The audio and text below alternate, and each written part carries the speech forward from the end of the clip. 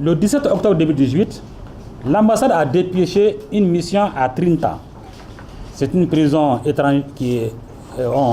il y a les étrangers à Luanda, pour s'enquérir de la situation de nos compatriotes. Il est ressorti de cette mission un effectif de 32 personnes, de 32 Maliens arrêtés. Ça, c'était le 17 octobre. À la date du 31 octobre, l'effectif des personnes arrêtées dans les zones minières et transférées à Luanda était de 63 personnes maliens, dont une vingtaine a regagné le pays par leurs propres moyens déjà. Pour ceux qui sont rentrés, l'ambassade leur a délivré des sauf-conduits nécessaires comme documents de voyage. Mesdames et messieurs les journalistes, à la suite de l'opération Transparence, le gouvernement a lancé le 6 novembre une seconde opération baptisée Restgate. Nos compatriotes sont touchés par ces deux opérations, notamment l'opération Transparence et l'opération Restgate, parce que nos compatriotes sont partout sur le territoire angolais. Alors, nos compatriotes vivent même dans les zones reculées du pays où ils travaillent essentiellement dans les exploitations minières difficiles d'accès et ceux qui exercent dans l'informel à Luanda ou en situation irrégulière. Alors, les chiffres, il faut en parler, parce que nous avons plus de 30 000 Maliens en Angola, connus, dont plus de 80% sont en situation irrégulière.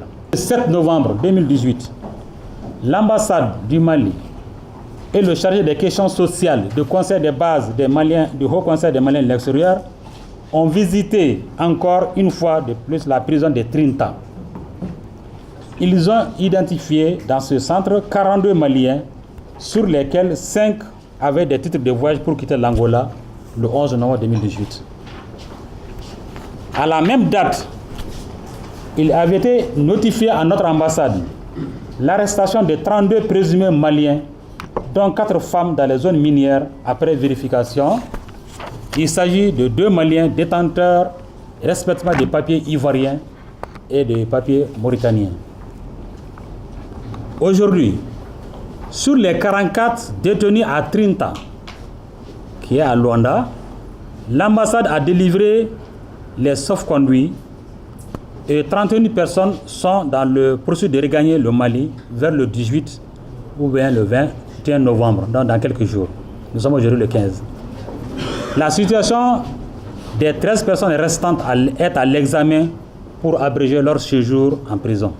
En ce qui concerne les zones minières, à savoir Kafoufou, Lukapa, Dundo, nous avons été informés que des arrestations continuent. À ce jour, nous n'avons pas la situation exhaustive des arrestations dans ces zones minières. Cependant, sur 30 Maliens arrêtés le 8 novembre, 11 ont été libérés et 19 étaient en prison en attente d'être transférés à Luanda. La situation en Angola préoccupe nos plus hautes autorités.